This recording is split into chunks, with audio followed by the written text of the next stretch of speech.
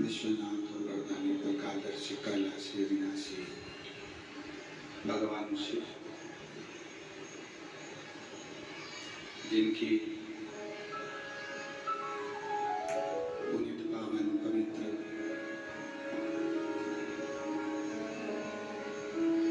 शिव महापुराण की कथा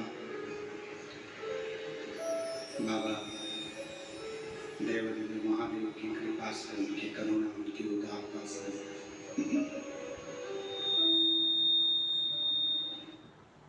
पढ़ने का सौभाग्य निकुंज जिला दुर्ग छत्तीसगढ़ की यह पवित्र पावन भूमि धान का कटोरा कहा जाने वाली माँ कौशल्या का मायका, श्री राम जी महाराज जी का, भगवान श्री राम जी का ननिहाल, ऐसी पवित्र पावन भूमि पर पवित्र पावन शिव महापुराण की कथा श्रवण करने का सौभाग्य प्राप्त हुआ। कथा के मुख्य यजमान श्री सरयू प्रसाद देशमुख जी, श्रीमती टिकेश्वरी देशमुख जी, श्री रूपेश जी देशमुख जी, श्रीमती लीलावती देशमुख जी एवं समस्त महाकाल परिवार निकुंज जिला दुर्ग छत्तीसगढ़ सभी यजमान परिवार के लिए जोरदार ताली बजाकर स्वागत, जिन्होंने इस पवित्र पावन शिव महापुराण की कथा को आयोजित किया एवं संपूर्ण जगत को इस पवित्र कथा का लाभ दिया। मुश्किलों में भी मुश्किल ये मानव का शरीर, और उसमें भी अगर कुछ मुश्किल तो भगवान शंकर की स्तुति।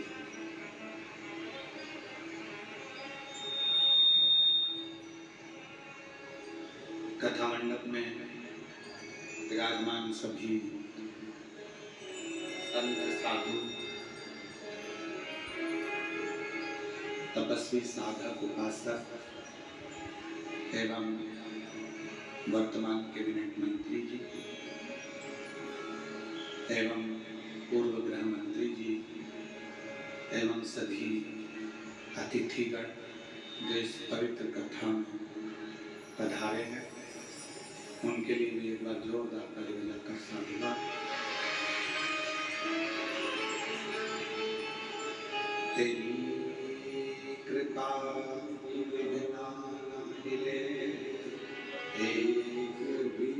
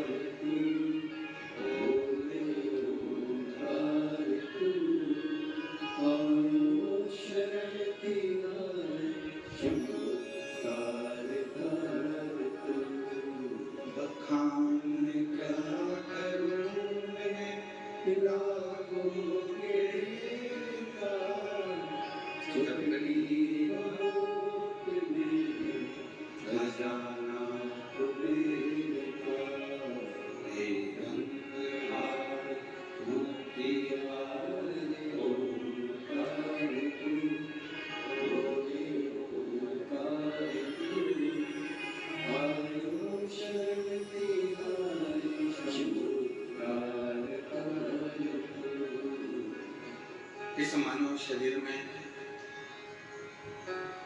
पानी और वाणी इन दोनों का काम एक जैसा है।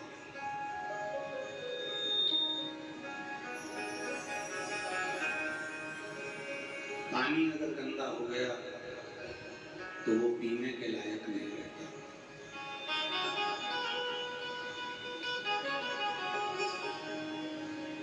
फिर थोड़ा इंतजार करें। पानी गंदा हो गया तो उसको पी नहीं पाओगे, उसको फेंक दोगे, बेकार हो गया, गंदा हो गया, या थोड़ा इंतजार करें। पानी गंदा होने पर पीने के लायक नहीं रहता और वाणी गंदी होने पर बात करने के लायक नहीं रहती।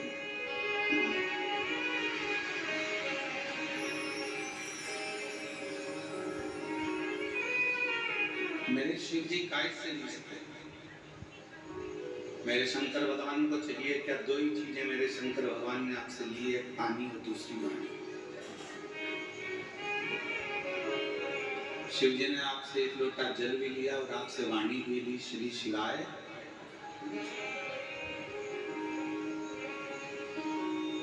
और किसी को रिझाना हो तो यही दो चीज जो शंकर भगवान को चाहिए वही सारी जगत को चाहिए।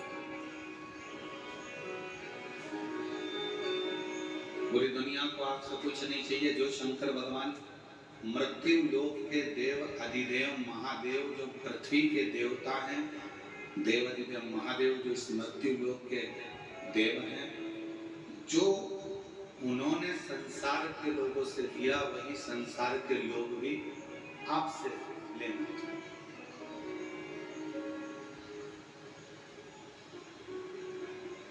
क्या क्या चीज ली है शंकर जी ने आपसे? दो चीजें ली, एक लोटा जल और मुख से निकली हुई वाणी।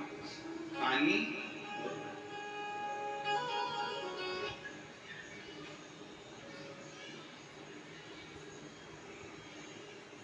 पानी भी शिव जी ने लिया है और वाणी भी शिव जी ने ली।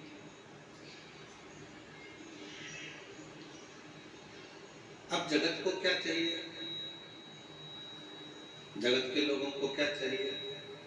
जो शंकर भगवान ने आपसे लिया, पानी भी शंकर भगवान ने लिया और वाणी भी। उसी तरह संसार के लोगों को भी आपसे कुछ नहीं चाहिए। संसार के लोगों को भी केवल दो चीज चाहिए। एक, कोई अतिथि तुम्हारे दरवाजे पर आए या किसी के प्राण छूट रहे हों तो जरा सा पानी उसको पीने को मिल जाए। अतिथि आए उसका सम्मान पीने के पानी से हो जाए और अतिथि आए तो आपकी मीठी वाणी से उसका सत्कार हो जाए। बस ये दो चीजें चाहिए। जो शंकर को भी प्रिय है और जगत को भी प्रिय है।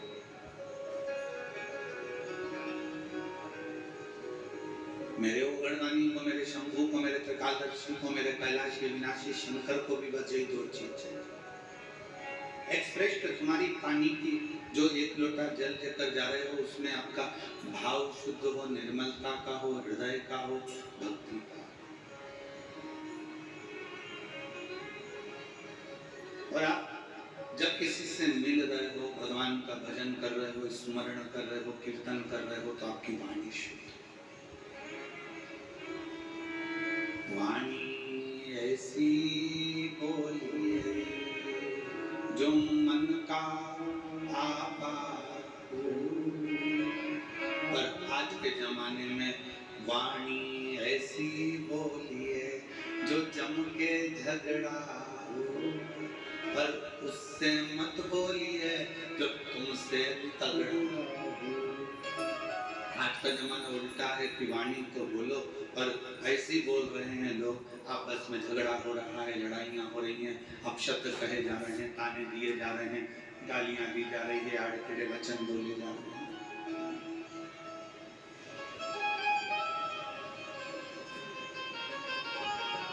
उसमें श्रेष्ठता का भाव कहाँ रहता है?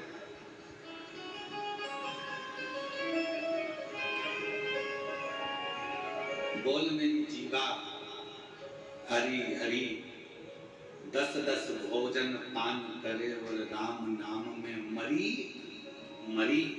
बोल मेरी जीवा हरि।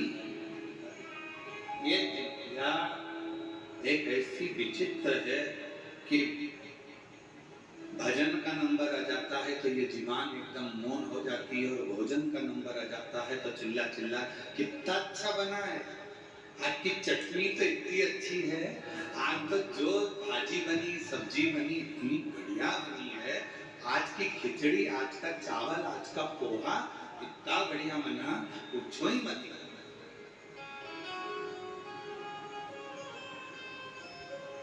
अब जितना तुम खाने में बोले हो ना, भोजन में बोले हो ना, उतना अगर भजन में बोलो तो थोड़ा थोड़ा। एक नजारा रात्रि को देखना निकुंभ में आके, आज नहीं देखो तो कल देखना, कल कथा का चतुर्थ दिवस है, परसों कथा विराम हो जाएगी।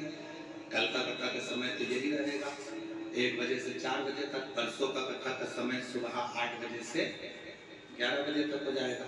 कल जब कथा का चतुर्थ दिवस रहेगा, विराम दिवस के एक दिन पहले का दिन कौन सा कहलाता है? जम के बोलो, शिवरात्रि। तो कल तो हो जाएगा कथा का शिवरात्रि का दिन, और परसों के दिन जिस दिन कथा विराम हो रही है उस दिन है प्रदोष, और बाबा की कृपा से उस दिन भी आपको कथा का लाभ आना मिलेगा। शिव तत्व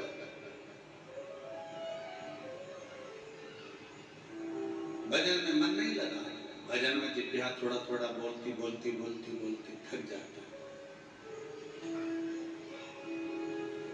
और जिज्ञा थकी फिर भगवान का नाम जाप स्मरण नहीं होगा।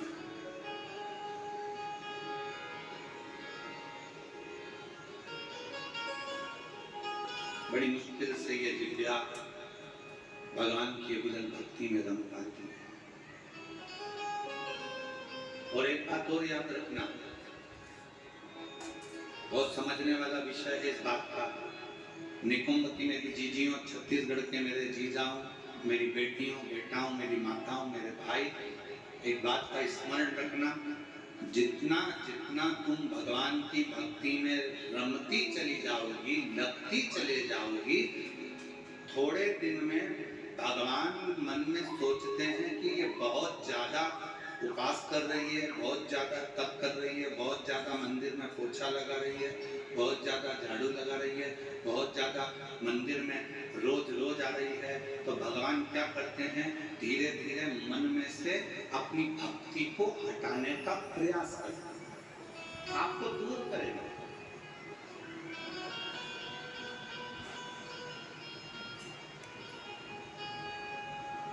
आपको अपनी भक्ति में से थोड़ा थोड़ा भगवान दूर करने का प्रयास करेंगे, जिससे ये मुझसे दूर हो जाए।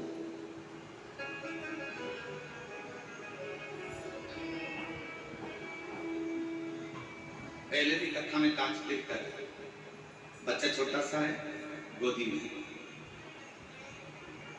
माँ बच्चे को कब उतारती है? जब वो बच्चा खिलौने से खेलने लगता है। भगवान अपने भक्त को वैभव देते हैं, गाड़ी देते हैं, बंगला देते हैं, धन देते हैं, संपदा देते हैं, सत्ता देते हैं, सब कुछ देते हैं, और धीरे धीरे मेरे भोले बाबा आपको अपने आप से दूर कर लेते हैं।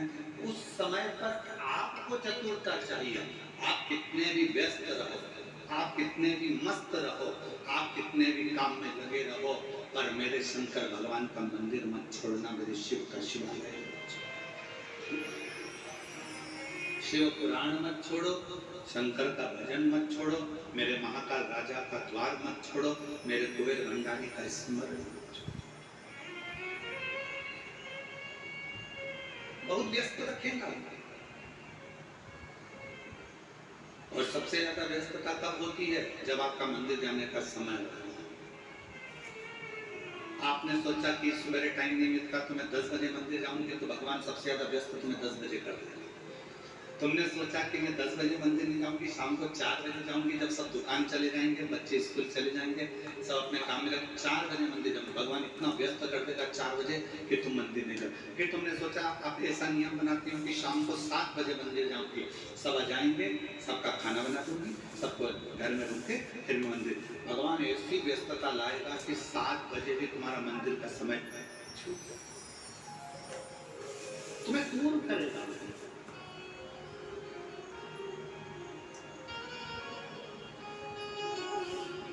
उस समय पर आपकी समझदारी चाहिए कि भगवान है मेरे शंभु, है मेरे प्रकाशदर्शी, है मेरे कैलाशी अविनाशी, है मेरे महाकाल राजा, है मेरे काशी विश्वनाथ। ऐसी कौन सी गलती हो रही है जो तुम मुझसे दूर कर रहे हो?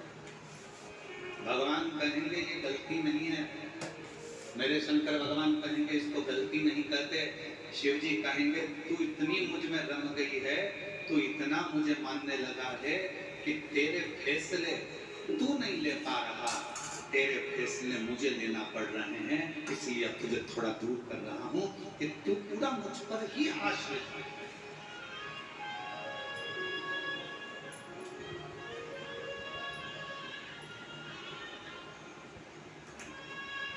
तारकासुर था असुर,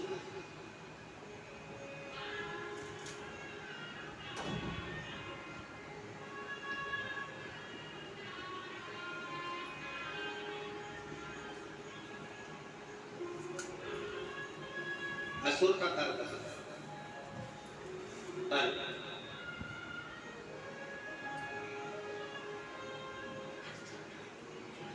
तारकासुर ने अपने बेटों को अपने पास में बुलाया, तारकाक्ष, कुदुम्माली और कमलाक्ष।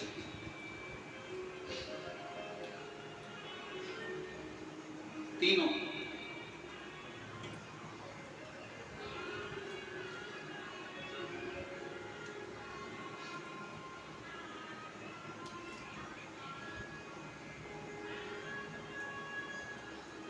और तीनों को बुलाकर तारकासुर ने अपने तीनों बेटों से कहा कि तीन को कभी मत भूलना। और सुन लो मेरी छत्तीसगढ़ की जीजियों, मेरी छत्तीसगढ़ के जीजाओं, बहुत सावधानी से।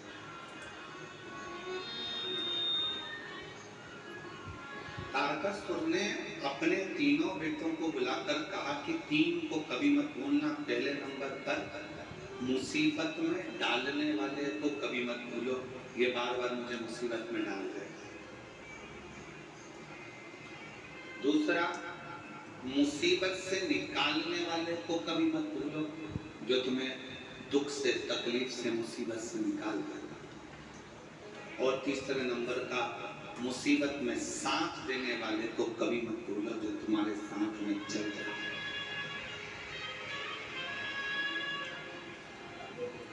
अब तारकासुर के तीनों बेटे तारकाक्ष, विदुम्माली, कमलाक्ष की तीनों के अंदर एक प्रश्न खड़ा हुआ। क्या कभी असुरों की चित्तवृत्ति में भी कोई अच्छा प्रश्न आता है? कहा अगर कुछ माता पिता के संस्कार अगर प्रबल हैं तो अच्छे प्रश्न क्यों नहीं आते? तारकासुर के तीनों बेटों के अंदर एक प्रश्न जागृत,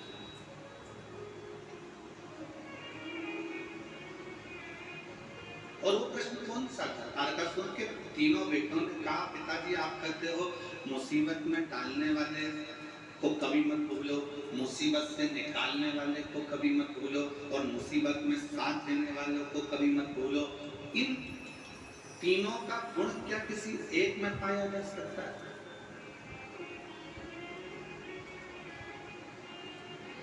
क्यों नहीं? तारकासुर ने कहा एक देव ऋषि नारद ऐसे हैं जो संपूर्ण जगत के कल्याण के लिए कहीं ऐसा क्रम उत्पन्न कर देते हैं कि व्यक्ति को लगता है कि मैं मुसीबत में, और वही देव ऋषि नारद आकर उसको मुसीबत से निकाल भी देते हैं, और वही देव ऋषि नारद उसको मुसीबत में साथ भी देते रहते हैं, उसको मंजिल तक पहुंचाने का काम। कोई प्रसंग कहा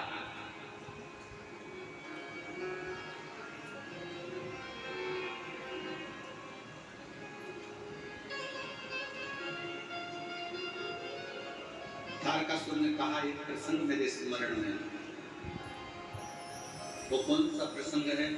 कहा वो प्रसंग है भगवान शंकर के नेत्र से रुद्राक्ष की उत्पत्ति हुई, और भगवान शंकर के नेत्र के जल से ही अंधकासुर की उत्पत्ति।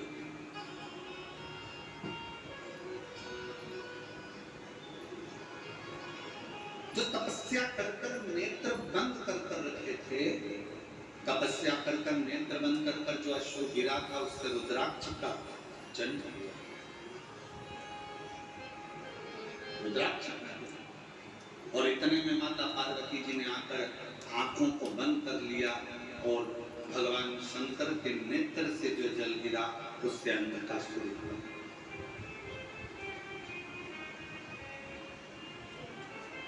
एक तपस्या का जल, एक साधना का जल, एक उपासना का जल, एक मेहनत का जल, एक परिश्रम का जल, एक संघर्ष का जल जो आपके और हमारे शरीर से निकलता है वो साधारण नहीं होता।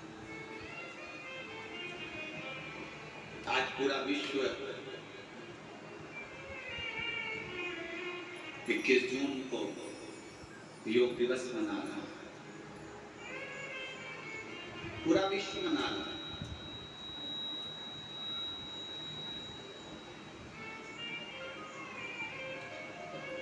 योग ऋषि बाबा रामदेव जी ने पूरे विश्व में इस योग की एक ऐसी अलग जगह दी कि केवल भारत देश ही नहीं विश्व में भी इस योग दिवस को मनाया जाता है।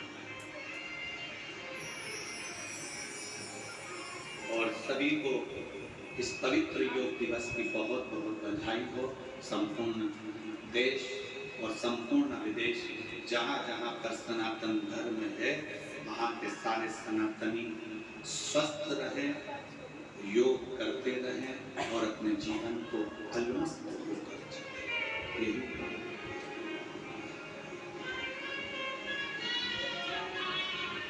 क्या ये तीनों क्रम तारकासुर से तारकाक्ष ने पूछा, विदुमाली ने पूछा, कमलाक्षी ने पूछा, क्या ये तीनों क्रम एक व्यक्ति में है? नारद जी ठीक है, क्या कोई चरित्र है जिसको हम सुन सके? क्यों नहीं? एक पवित्र चरित्र तारकासुर ने सुनाया। सुनो, तारकाक्ष, विदुमाली, कमलाक्ष की शंकर भगवान के नेत्र बंद करने से उनके नेत्र से जो अश्रु निकला उससे बच्चे ने जन्म ले लिया जिसका नाम था अंधकासुर। पार्वती जी ने उसको गोदी में ले लिया।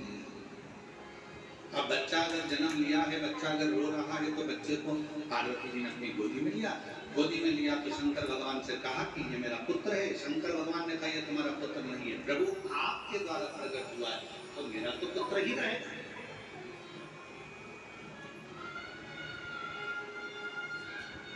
यदि आपके द्वारा अगर प्रकट हुआ है तो ये तो मेरा पुत्र है। भगवान शंकर ने मना करा, इसको समुद्र में फेंक दो। पार्वती जी ने अंधकासुर को समुद्र में डाल दिया। हिरण्याक्ष ने उसको पाल पोस कर बड़ा करा और हिरण्याक्ष ने पाल पोस कर बड़ा करा। उसको जब बड़ा करा, समय आया, वराह अवतार के रूप में भगवान श्री हरि ने, नारायण ने उस हिरण्याक्ष का वध कर। अब जरा ध्यान देना कि नारद जी ने वो क्रम कैसे करे। नारद जी पहुंचे अंधकासुर के पास और अंधकासुर से कहा कि तुमने जिंदगी में कभी तप करा? जीवन में तुमने कभी साधना करी है, कभी आराधना करी है, कभी तप करा? नहीं। अंधकासुर को भगवान देव ऋषि नारद ने तप में लगा दिया। ब्रह्मा जी से वर मांगा कि मैं कहीं ना मरूं, ऐसा वर मुझे दे दीजिए। तब कहा ऐसा हो नहीं सकता, मरना तो पड़ेगा। तब देवर्षि नारद से फिर पूछा अंधकासुर ने कि ब्रह्मा जी मुझे अमर होने का वर नहीं दे रहे तो मैं वर कौन सा लूं? तो कह दिया एक वर मांग लो कि तुम्हारा तो कोई ना माँ है ना तुम्हारा कोई पिता है। हिरण्याक्ष ने तो तुम्हें पाला पोसा था, इसलिए तुम वर मांग लो। जिस दिन मैं अपनी माँ को गलत दृष्टि से देखूंगा बस उसी दिन मेरे प्राण छूटे। नारद जी के कहने पर अंधकासुर ने वर मांग लिया ब्रह्मा जी से। ब्रह्मा जी ने तथास्तु लिखा।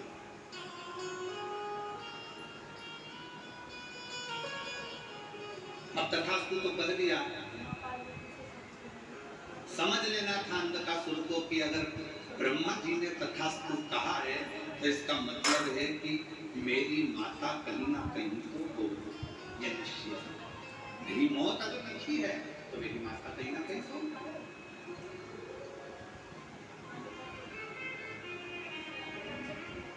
दे दिया। और समय आया, तारकासुर ने अपने पुत्र तारकाक्ष, विदुमाली और कमलाक्ष की तीनों से कहा, सुनो, अब देखो नारद जी का काम देखिए कि ये असुर था, इसको मरना था, इसके प्राण जाना थे, पर इसको तब साधना में लगाकर इसको वर दिलवा दिया। और वर दिलवाकर जब ये अपनी माता पार्वती की सुंदरता का बखान करेगा और पार्वती को अपनी अर्धांगिनी बनाने का जब प्रयास करेगा, तब इसके प्राण छूटेंगे।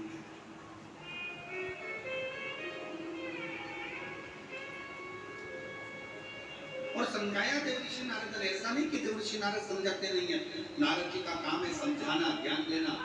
एक विद्वान संत साधु सन्यासी तपस्वी साधक उपासक की एक क्रमता होती है कि वो समझाने का प्रयास करते हैं, पर तुम्हारी बुद्धि में बैठे कब तुम्हें समझ में आए। महाराज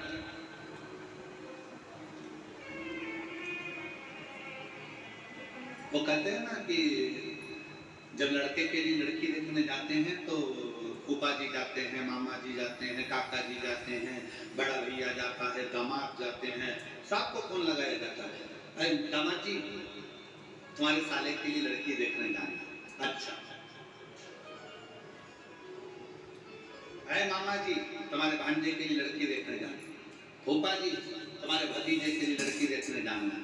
चलो, अब सबको ले जाकर लड़की वालों के यहाँ बिठा दिया और लड़की वालों के यहाँ पर लड़की चाय की ट्रे लेकर आई। तो जितने भी देखने गए थे ये सब आपस में मन में विचार करने लगे कि हम हमारे साले के लिए लड़की देखने के लिए आए हैं, हम हमारी भांजे के लिए लड़की देखने आए हैं, हम हमारे भतीजे के लिए लड़की देखने आए हैं। सब के सब जितने लड़की देखने गए थे सबने विचार करा, अपना ही निर्णय गड़बड़ हो गया था, तो फिर भांजे का निर्णय कैसे ले पाएंगे।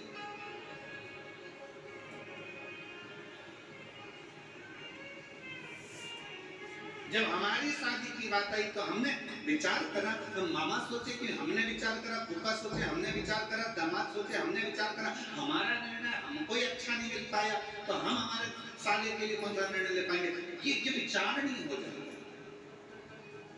परशु महापुराण की कथा एक बात करती है, जन्म, मरण और भरण, ये तीन मेरे शंकर भगवान के हाथ में है। भगवान शिव ने ये किसी को नहीं, ये भगवान शिव ने किसी को नहीं दिया। जन्म कब होना है, कहाँ होना है, कैसे होना है, कितनी बजे होना है, ये निश्चित स्वयं देवदेव महादेव करते हैं। मरण, मृत्यु कहाँ होना है, किस जगह पर होना है, भले तुम कहीं पर भी रहते हो, पर तुम्हारी मौत जहाँ लिखी होगी, जब लिखी होगी, जिस जगह पर लिखी होगी, जिस घड़ी में लिखी होगी, उस घड़ी में, उस पल, उस समय में मृत्यु तुमको लेकर चली जाएगी। और अगर तुम्हारी मौत नहीं लिखी है तो चाहे दुनिया के लोग मृत्यु के घाट उतर रहे हो, बाबा भोलेनाथ उस व्यक्ति को कैसे भी काल के पंजे से निकाल कर बाहर ले आएंगे, कोई बच जाएगा और मालूम पड़ेगा कि मर जाएगा। और ये हुआ। अभी अहमदाबाद में एक घटना घटी, बोलो टीवी पर देखी थी कि नहीं देखी थी? अरे चमके तो बोलो, देखी थी। अहमदाबाद में घटना घटी, कितना अच्छे अच्छे सब अपने अपने भाव से जा रहे थे, सबके हृदय में भगवान समाहित था, सबके हृदय में शिव था। फ्लाइट में बैठ भी गए, फ्लाइट उड़ भी गई। उस कैंपस में मेडिकल कॉलेज के जो बच्चे थे वो भोजन कर रहे थे, उनको क्या मालूम था कि हमारी मौत यहाँ लिखी है, हमारी मृत्यु यहाँ लिखी है। वो फ्लाइट में उड़ने वालों को क्या पता था कि हमारी मृत्यु यहाँ लिखी है? किसको मालूम?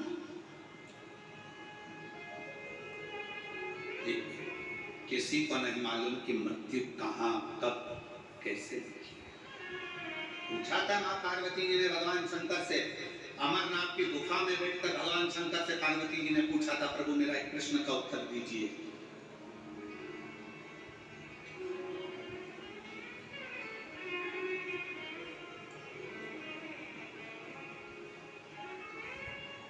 मृत्यु की तिथि, मृत्यु का समय, मृत्यु का पल, मृत्यु की घड़ी कब लिखी जाए? थोड़ा ध्यान देना, पूर्व में क्या हुआ है, तुमने कितना कमाया कितना गमाया, पूर्व में क्या तुम्हारे पास था क्या नहीं था, ये बताना सरल है, पर आने वाला समय क्या कह रहा है, कितने दिन जियोगे, कब चले जाओगे, कब आखिरी सांस होगी, कब भगवान का भजन कर रहे होगे, कब प्राणों को त्याग रहे होगे, ये बताना कठिन है, बहुत कठिन। कोई कितना भी विद्वान संत बन जाए, कोई कितना विद्वान साधु बन जाए, कोई कितना विद्वान सन्यासी बन जाए, कोई कितना भी बड़ा महाराज बन जाए, वो बता नहीं सकता। याद रखना, सबसे पहला दर्शन करने के लिए मेरे शंकर भगवान राम जी के दरवाजे पर गए थे, मां कौशल्या जी की गोद में से राम जी को गोद में लेकर दर्शन किया था। क्या मेरे शंकर भगवान को नहीं मालूम था कि राम जी को 14 वर्ष के लिए वनवास जाना पड़ेगा? मेरे राम जी को मालूम था। क्या मेरे राम जी को नहीं मालूम था कि सीता जी का परित्याग करना पड़ेगा? मेरे शंकर भगवान को मालूम था। पर मेरे शंकर भगवान ने ये सब कुछ देखा, पर भविष्य नहीं बताया कि आने वाले समय में तुम्हारे साथ क्या होने वाला है। याद रखना, संत साधु सन्यासी तपस्वी साधक उपासक दुनिया में कितने भी पैदा हो जाएं, पर मृत्यु कब कहां कैसे होगी, इसका रिसर्च तो वैज्ञानिक भी नहीं कर सकते, साइंटिस्ट भी नहीं कर सकते, इसका रिसर्च तो केवल एक देवादिदेव महादेव कर सकते हैं। शंकर ओखड़दानी ने लिखा, पार्वती से कहा, सुनो पार्वती, मृत्यु अटल सत्य है। जब बच्चे की नाल कटती है, माँ के गर्भ से जब बच्चा जन्म लेता है, उसकी नाल कटती है, उस नाल कटने के समय पर बच्चे की मृत्यु लिख दी जाती है कि कब कहां किस जगह कैसे होगी, समय निश्चित हो जाता है।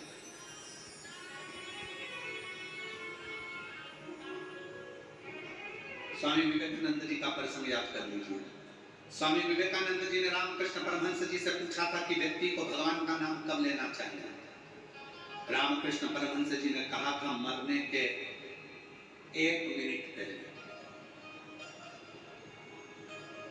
मरने के 1 मिनट पहले भगवान का नाम लेना चाहिए। तो रामकृष्ण परमहंस जी से स्वामी विवेकानंद जी ने पूछा कि मालूम कैसे पड़ेगा कि मरना कब है? तो रामकृष्ण परमहंस ने कहा, जब तुम्हें मालूम ही नहीं है कि मरना कब है, तो हर पल, हर मिनट, हर क्षण भगवान का नाम लेते रहो। कौन सा क्षण आखिरी होगा, किसको मालूम है? कौन सा क्षण?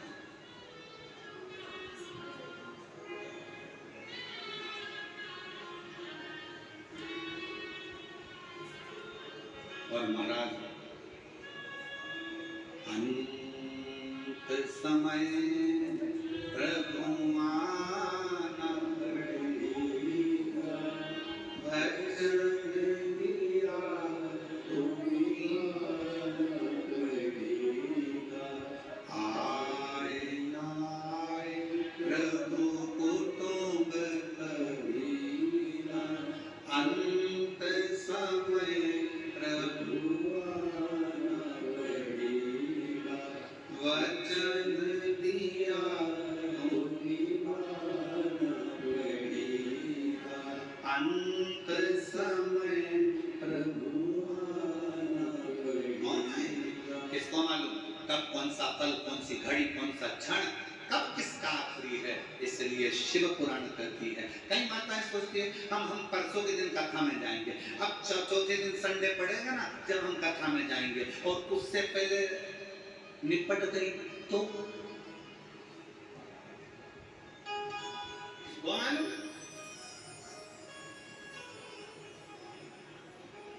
अरे अभी सावन में अपने यहाँ कथा होगी ना, तो हम सुन लेंगे। हमने सोचा है सावन के महीने में हमारे पास में कथा होगी, तब हम सुनेंगे। और सावन से पहले निपट गई तो क्या बात?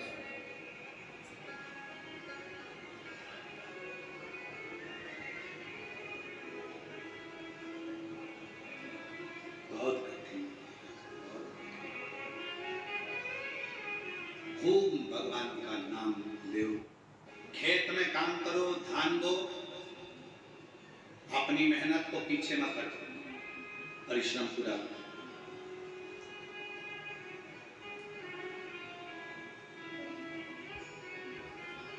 अभी छत्तीसगढ़ में एक चीज हमको देखने को मिल रही है, इसलिए हम कहने में पीछे नहीं है, भले किसी को बुरा लगे चाहे भला। अभी हमको देखने को मिलता है कि कई किसान वर्ग के लोग, गांव के लोग अपनी अपनी जमीन को बेचकर शहर चले जाते हैं और सोचते हैं कि शहर में बहुत सारा सुख होगा, बहुत सारा सुख शहर में होगा। बड़ा बंगला बना लेंगे, जमीन बेची है तो थोड़ा पैसा मिल जाएगा तो बंगला भी बड़ा बन जाएगा, गाड़ी भी आ जाएगी, सब कुछ आ जाएगा। पर मेरा तरबद्ध हाथ जोड़कर निवेदन इस व्यासपीठ से कि जो छोटे छोटे किसान हैं, जो जंगल गांव में रहते हैं, जिनके पास जमीन है और जो धान की फसल लगाते हैं या अन्य फसल लगाते हैं, उनसे कहूँगा अपनी जमीन बेचकर कभी शहर में मत जाओ। जो गांव में सुख है उस शहर में नहीं मिल सकता। जो अपने गांव में सुख है वो शहर में नहीं। शहर की चमक जरूर लग रही है कि यहाँ गाड़ी मिल सकती है, बंगला मिल सकता है, शहर में पानी मिल जाएगा, शहर में ये मिल जाएगा, एजुकेशन मिल जाएगा, सब कुछ मिल जाएगा। शहर में तुम्हें गाड़ी भी मिलेगी, पैसा भी मिलेगा, धन भी मिलेगा, बंगला भी मिलेगा। तुम जमीन बेचकर जाओगे तो तुम्हारे पास ढेर सारा धन भी होगा, सब कुछ होगा। शहर में सब कुछ मिल सकता है, पर शहर में तुमको जो शांति और प्रेम चाहिए, वो प्रेम और शांति गांव के सिवाय कहीं नहीं मिल सकता।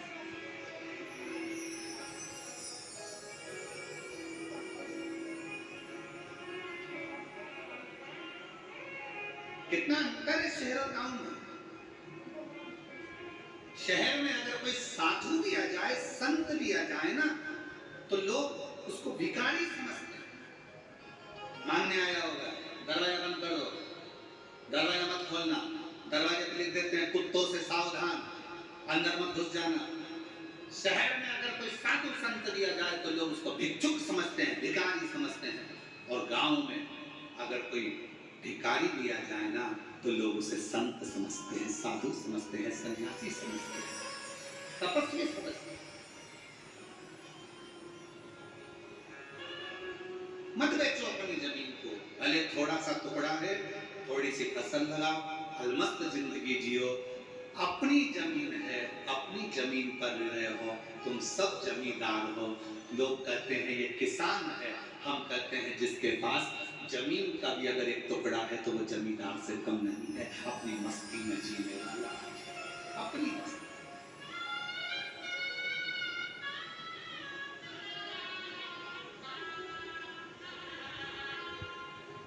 थोड़ा अलमस्त अपने जीवन को जितना प्रसन्नता में जीने का एक लक्ष्य बना सकते हो, वो छोटे से गांव में ही बना सकते हो।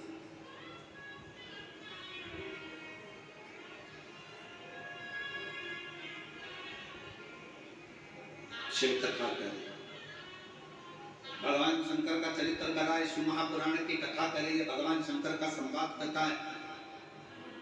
भीतर की जो प्रसन्नता है, देवऋषि नारद ने अंधकासुर को भगवान की भक्ति में लगा दिया।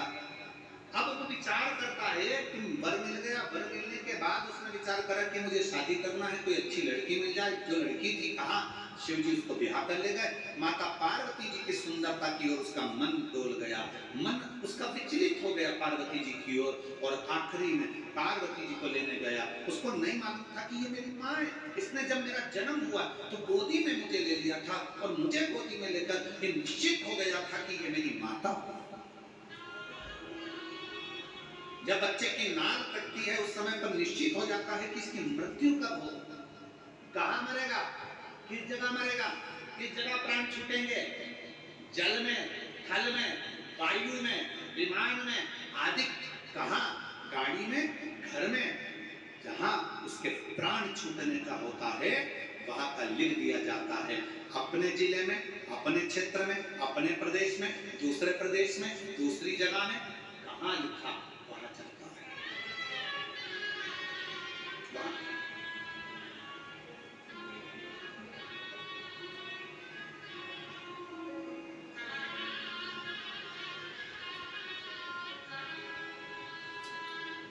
इसलिए शिव पुराण कहती है जितना समय मिले, ये मत सोचना अगली कथा जब छत्तीसगढ़ में होगी ना तब मैं कथा सुनने के लिए जाऊंगी। नहीं नहीं, काल करे सो, आज करे सो, कल में प्रलय हो जाएगा, शिव पुराण सुनेगा। आज मिला है, चलो पहुंचो। बहुत सारे प्रश्न हैं दुनिया की दृष्टि में, बहुत प्रश्न। एक बहन ने एक प्रश्न लिखा कि गुरुजी हम हमारे नर्मदा जी का दर्शन करने के लिए हम जबलपुर के पास बेड़ा घाट गए, वहां से हम शंकर जी का छोटा सा शिवलिंग लेकर आ गए, हम उसकी प्राण प्रतिष्ठा करे बिगर हम उसका पूजन कर रहे हैं, हमारे पास में प्रतिष्ठा का पैसा नहीं है, हम उसकी आराधना कर रहे हैं, क्या हमें पुण्य मिलेगा? क्यों नहीं मिलेगा? लिंग पुराण में, शिव महापुराण में, नर्मदा पुराण में, स्कंद पुराण में सब में तो वर्णन किया कि मां नर्मदा जी के जल से अगर कोई कंकर भी निकलता है तो वो शंकर है। उस शंकर की प्रतिष्ठा की जरूरत नहीं होती, वो अपने आप में प्रतिष्ठित होता है। आप उसकी आराधना करिए, कौन मना कर रहा है? आप उसके जल चढ़ाओ, पूजन करो, आराधना करो।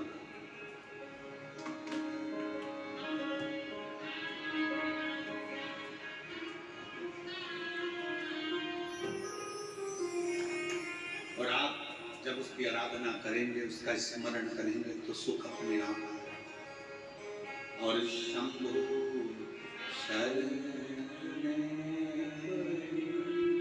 मांगू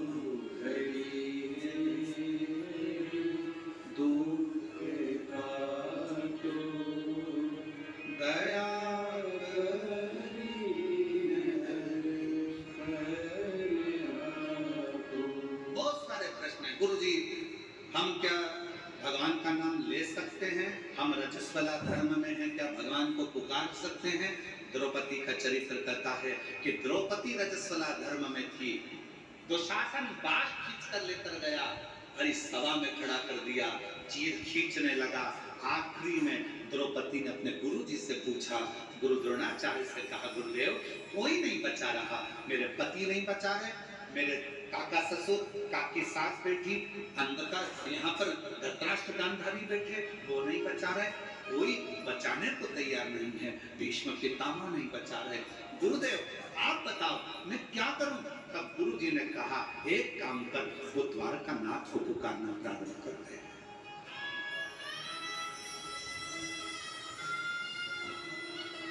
भगवान को पुकार। द्रौपदी कहती है मैं रजस्वला धर्म में हूं, रजो धर्म है मेरा, मैं भगवान को पुकारूं। हाँ आएगा। रजो धर्म के समय पर भी द्रौपदी ने अपना मंत्र का स्मरण करा।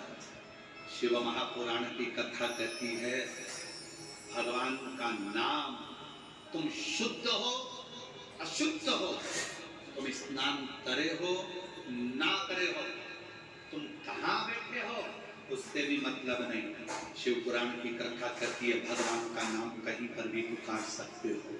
कई लोग कहते हैं हॉस्पिटल में हम रुद्राक्ष पहनकर जा सकते हैं, क्यों नहीं?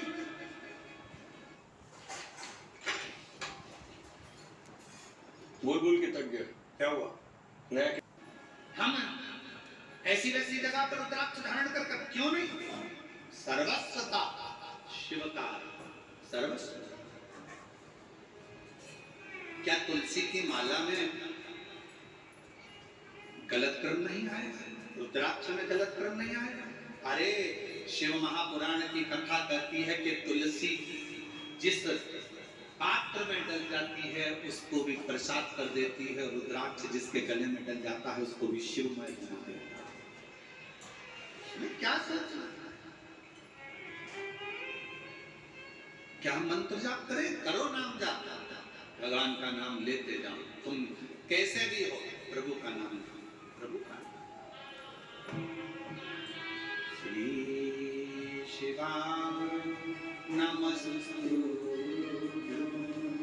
श्री शिवाय नमस्तु। सब जितने भी बैठे, लाखों की संख्या में आप लोग आए, कोई पंडालों में जगह नहीं है, रोडों पर आप लोग बैठे हो, दिल से बोलिए, नाम सुनो, श्री शिवाय नमस्तु, श्री शिवाय नमस्तु, श्री शिवाय नमस्तु, श्री शिवाय नमस्तु। भगवान का नाम कहीं पर कभी भी कैसे भी किसी भी घड़ी किसी भी पल किसी भी क्षण पुकार सकते। रात्रि को नींद ना आए, बैठ जाओ, 2 मिनट भगवान का नाम पुकारो। कोई काम अड़चन आ गई है, परिश्रम करो, मेहनत करो, कुछ देर भगवान के नाम का स्मरण करो, भगवान आए आए। जब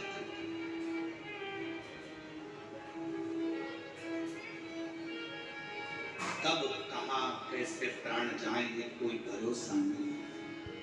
अंतकासुर ने सोचा कि मेरे प्राण जाएंगे ही, मेरी तो कोई माँ है, मेरी माता ही नहीं तो प्राण जाने का काम ही क्या?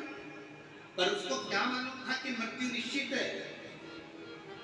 संसार सागर में अगर आप आए हैं तो मौत तो निश्चित रहेगी, जाना तो पड़ेगा।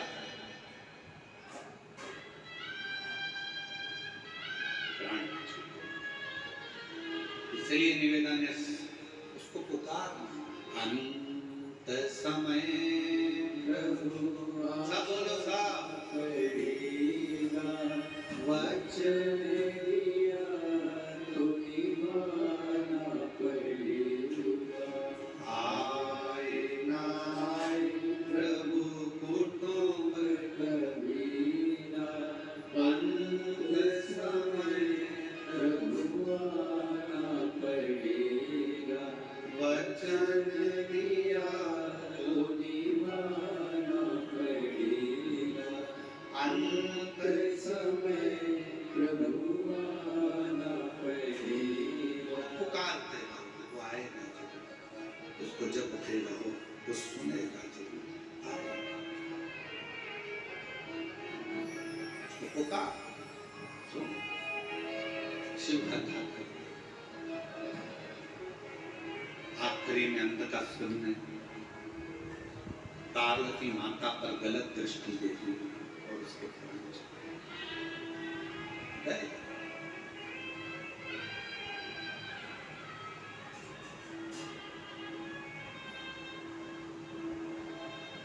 कई लोग ऐसे भी हैं, यहीं बैठे हैं, कई मेरी जीजियां ऐसी बैठी हैं, कई बेटियां ऐसी बैठी हैं, कई जीजा ऐसे बैठे हैं। उनके मन में हमेशा एक बात आ जाती है, गुरुजी हमने भगवान को ऐसे ऐसे कर लिया, गलती हो गई। अब जैसे कल कथा सुनी तो कहा कि गुरुजी आपने बताया कि जिस दिन व्रत होता है उस दिन बेलपत्र नहीं तोड़ना चाहिए, और हमने तो पुराने समय में हमने पशुपति व्रत करे, हमने तो उसी दिन बेलपत्र तोड़ लिया, तो हमने गलती कर दी। आपको मालूम नहीं था, आपके स्मरण में नहीं था, आपको याद नहीं था। और जब तक मालूम नहीं रहता स्मरण में नहीं रहता, याद नहीं रहता, तो सोच लेना चाहिए कि हमारा शंकर हमें माफ करता चले जा रहा है, हमारा शिव हमें माफ, हमारा शंकर माफ कर रहा है, ये निश्चित हमें स्मरण में नहीं रहता। बार बार पीछे का सोचो, बार बार पीछे का स्मरण करो, तो आगे बढ़ पाओगे क्या? अरे बोलो तो जम के बढ़ पाओगे नहीं। अरे ऐसा हो गया, अरे वैसा हो गया, अरे ये हो गया, अरे वो हो गया, बार बार पीछे का यात्रा। हिरण और शेर में क्या अंतर है? हिरण 90 किलोमीटर पर घंटे की स्पीड से भागता है। कौन? अरे बोलो तो हिरण। हिरण 90 किलोमीटर पर घंटे की स्पीड से भागता है और शेर 60 किलोमीटर पर घंटे की स्पीड से भागता है। दोनों में तेज कौन दौड़ता है? अरे बोलो जम के बोलो, हिरण। वो 90 किलोमीटर पर घंटे की स्पीड से हिरण भागता है और शेर 60 किलोमीटर पर घंटे की स्पीड से भागता है। फिर भी हिरण का शिकार शेर कर लेता। हिरण का शिकार शेर कर लेता। क्यों? कैसे? किस लिए? ऐसा क्या हुआ कि हिरण 90 की स्पीड से भाग रहा है, शेर 60 की स्पीड से भाग रहा है और उसका शिकार कर लिया जाता है? कैसे? तो शिव महापुराण की कथा का एक संवाद याद रखना। हिरण 90 की स्पीड से भाग रहा है, पर हिरण पीछे पलट पलट कर रुकता, पलट कर देखता, फिर भागता, फिर पलट कर देखता, फिर भागता।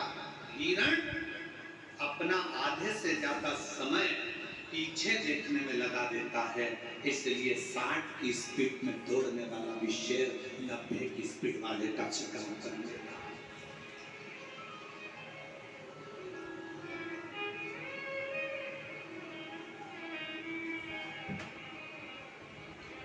पलट रहा है, पीछे देख रहा है, पीछे, फिर पीछे देखा, फिर पीछे देखा, फिर पीछे देखा, फिर पीछे देखा, तो शेर ने उसका शिकार कर लिया। 90 की स्पीड में भाग रहा था हिरण, पर 60 वाले ने 90 वाले का शिकार कर लिया।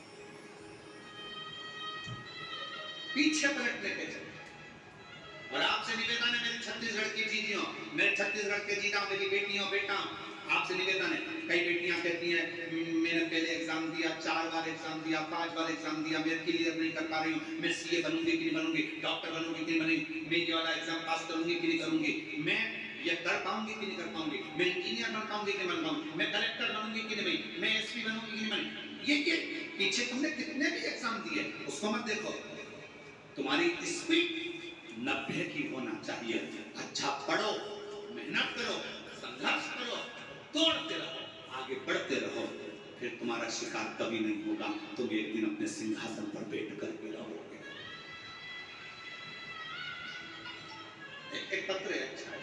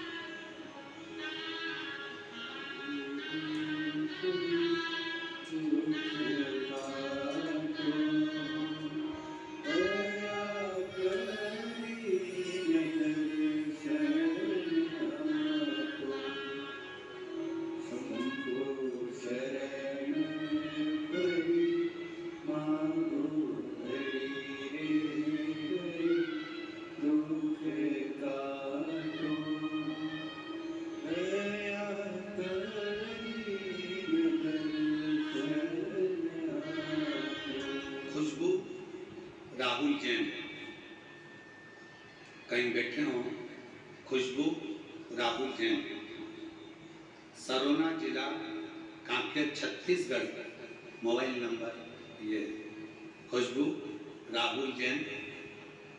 अगर कहीं बैठे हो तो बेलपत्र लेने के लिए आ सकते हैं। खुशबू राहुल जैन, सरोना जिला कांकेर छत्तीसगढ़, मोबाइल नंबर। गुरुदेव, बाबा का कितना बखान करूं कम है। गुरुदेव, मुझे झटके आते थे और झटके के कारणवश में गिर जाती थी और मुझे याद नहीं रहता था कि क्या समझ नहीं आया। ये झटके आते आते सालों निकलते चले गए, जिंदगी बढ़ती चली गई। आयुर्वेदिक इलाज करवाया, डॉक्टरों का इलाज करवाया, पर कभी भी झटके बंद नहीं। आखिरी में किसी बहन जी के कहने पर कथा सुनना प्रारंभ करी। शिव जी पर जल चढ़ाना, बेलपत्र चढ़ाकर खाना, शिव जी के मंदिर की सेवा करना प्रारंभ करी और बाबा की कृपा से 11 मार्च 2021 से कोई झटका नहीं आया। बाबा की कृपा से मैं ठीक। 11 मार्च 2021 से लास्ट झटका आया, उसके बाद से मेरे बाबा ने मुझे संभाल लिया। महाकाल बाबा की कृपा, कुबेर भंडारी की कृपा, मैंने शिव जी को अपना पिता माना। गुरु जी, आप कहते हो कि शंकर भगवान से कोई संबंध जोड़ लो, और अगर एक रिश्ता भगवान से जुड़ गया तो तुम्हारी पूरी टेंशन तुम्हारे पिता की होगी। मैंने भगवान शिव को अपना बाप मान लिया। गुरुदेव, मेरे 2 बच्चे हैं, सोचती हूँ कि अपने बच्चों के लिए और अपने परिवार के लिए कुछ करती रहूं, जिससे मेरा परिवार में कहीं धन की कमी ना हो। मेहनत आप कहते हो पूरी करो। मैंने भी एक दिन एकांत में बैठकर विचार करा कि मैं क्या करूं। शिव जी के हाथ छोड़ दिया। मेरे पिताजी जैसा मार्ग बताएंगे मैं करूंगा।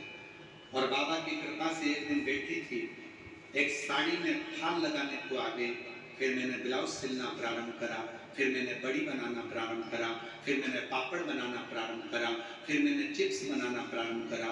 और आज बाबा की कृपा से अच्छा व्यापार मेरे शिव रूपी पिता के हाथ से चल रहा है और मैं अच्छा आनंद के साथ कार्य। किसके आश्रित हो? शिव के आश्रित, शंकर के आश्रित। एक पत्रों की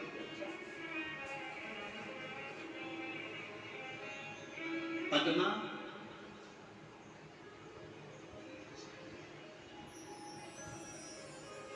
जरा पढ़ के बताओ क्या लिखा है। पद्मा सहारा कि साहला? पद्मा सहारा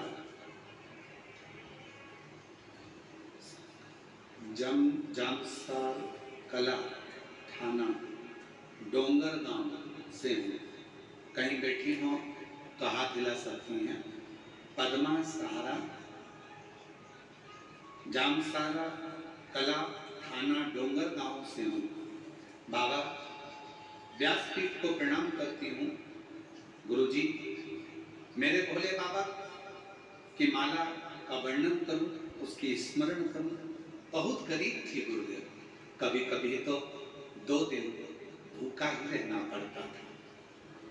जरा पत्र को आप लोग पढ़ेंगे तो आपको स्मरण में आएगा। बहुत गरीब थी, कभी कभी 2-2 दिन भूखा रहना पड़ता था। मैंने बहुत कुछ सहे गुरुजी, फिर भी मैंने बाबा पर पूर्ण भरोसा कर लिया। आप कहते हो शिव जी को छोड़ना नहीं, मुझे लगता है दिल से अगर शंकर भगवान को पकड़ा तो शंकर भी हमको नहीं छोड़ते हैं। गुरुदेव, हमने शिव को पकड़ लिया, विश्वास करना आपने सिखा दिया। आपने कहा कि मेहनत, परिश्रम, संघर्ष और शंकर का भरोसा कभी नहीं छूटता। बस वही मन में था। गुरुदेव, मेरा बड़ा बेटा नौकरी में लग जाए, मैं बाबा से प्रार्थना करती थी। मेरे छोटे बेटे की आंख से दिखाई नहीं देता, आंखें कमजोर थी। मैं बाबा से प्रार्थना करती कि बाबा मेरे बेटे की नौकरी लग जाए और मेरे बेटे को दिखना प्रारंभ हो जाए। उसकी आंखों में दिखाई नहीं देता। बहुत परेशान, करूं तो करूं क्या? शिव पर भरोसा करा, आपकी कथा दिन रात सुनती, लोग मुझे कहते हैं ये पागल हो गई है शिव जी के लिए, पर आपकी कथा सुनकर आज मेरे बाबा ने ऐसी कृपा कर दी गुरुदेव कि मेरे बेटों की आंख की रोशनी भी ठीक हो गई और 2023 में मेरे बेटे की सरकारी नौकरी भी लग गई बीएसएफ में। बाबा को मैं आज धन्यवाद देती हूँ जो कि राजस्थान में बॉर्डर पर मेरा बेटा नौकरी कर रहा है।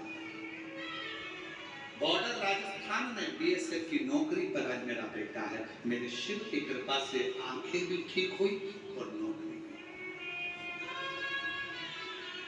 क्या देता है शिव, क्या प्रदान करता है शंकर?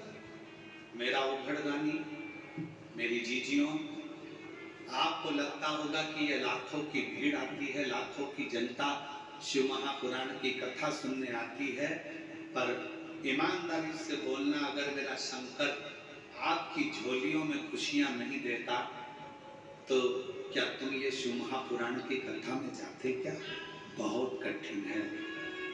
ना तो यहाँ पर कोई आडंबर है, ना यहाँ पर कोई पाखंड है, ना यहाँ पर कोई दिखावा है, ना यहाँ से कुछ दिया जाता है, ना यहाँ से कुछ प्रदान किया जाता है। केवल तुम आते हो, कथा सुनते हो, दिल लगाते हो बाबा से और बाबा तुम्हारी झोली 3 महीने में भर देता है। ये उसकी कुछ भी नहीं है। सीवर वाला महाराज तो मिलता भी नहीं है।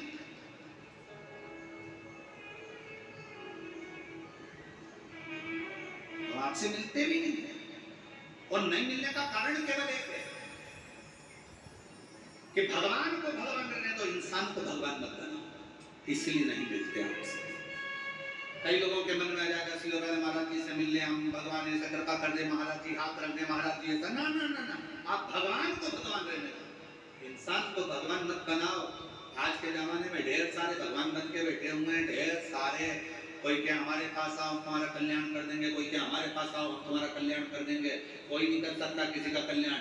दुनिया में केवल एक शंकर ही ऐसे हैं जो जगत का कल्याण कर सकते हैं, बाकी का कोई नहीं मिलते आप।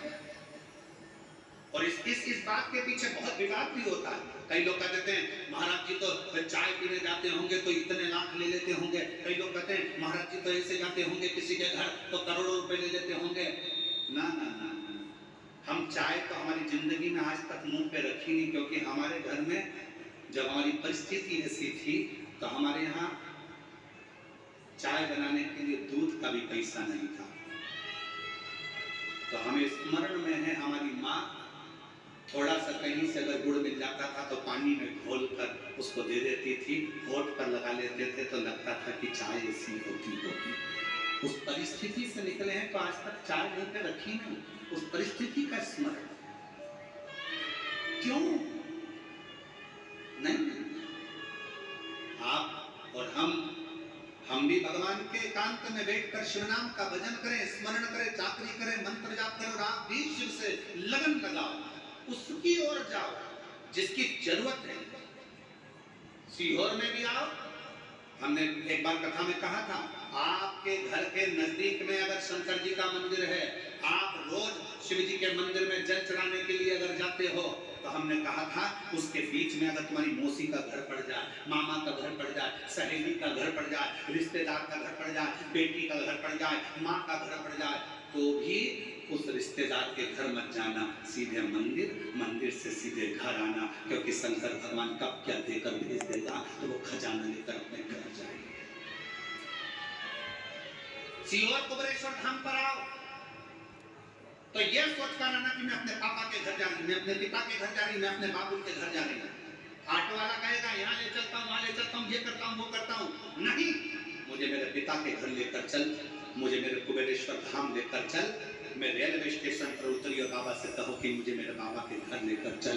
देगा तो मेरा बाप देगा, और जो बाप देगा वो दुनिया में कोई नहीं दे सकता है। मेरा शंकर मैं उसके आधीन हूँ।